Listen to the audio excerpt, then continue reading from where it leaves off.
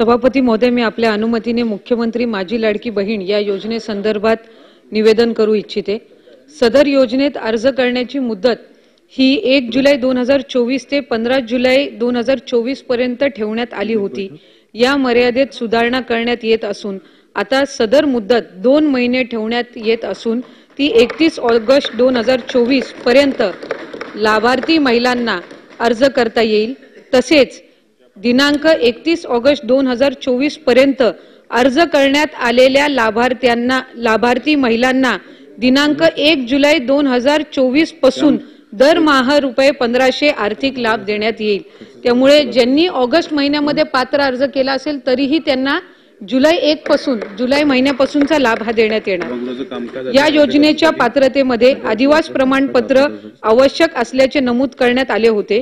आता लाभार्थी महिलेकडे आदिवासी प्रमाणपत्र उपलब्ध नसेल तर त्याऐवजी 15 वर्षापूर्वीचे रेशन कार्ड, मतदार ओळखपत्र, शाळा सोडल्याचे प्रमाणपत्र अथवा जन्म दाखला या 4 पैकी कोणतेही ओळखपत्र प्रमाणपत्र ग्राह्य धरण्यात येणार आहे।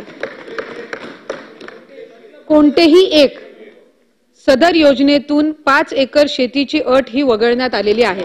त्यामुळे ज्यांचं उत्पन्न 2.5 लाखापेक्षा कमी असेल, 2.5 लाखापेक्षा जास्त नसेल, त्यामध्ये जर सुरुवातीला अट ठेवण्यात आलेली होती की 5 एकर जर शेतजमीन असेल तर त्यांना या योजनेचा लाभ मिळणार नाही, तर ती आपण आता शिथिल केलेली आहे।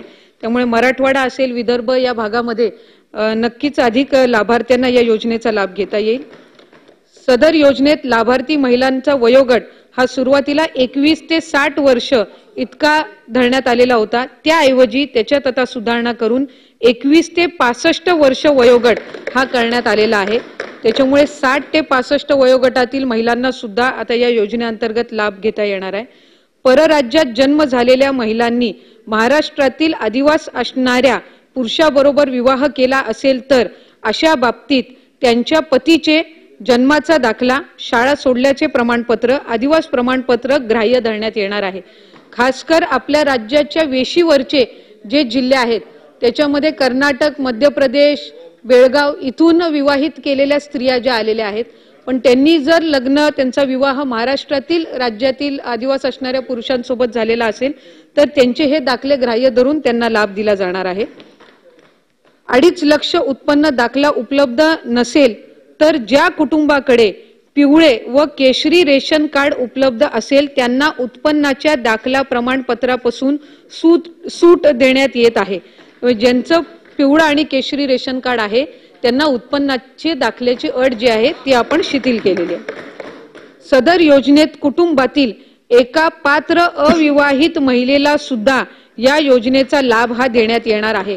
त्यामुळे घरातील विवाहित स्त्री सोबत त्या घरातील एक अविवाहित महिला असेल, मुलगी असेल, तिला सुद्धा ती जर 21 ते 60 या 65 या वयोगटातील असेल तर तिलाही आपण या योजनेअंतर्गत लाभ देणार आहोत। धन्यवाद सभापती महोदय।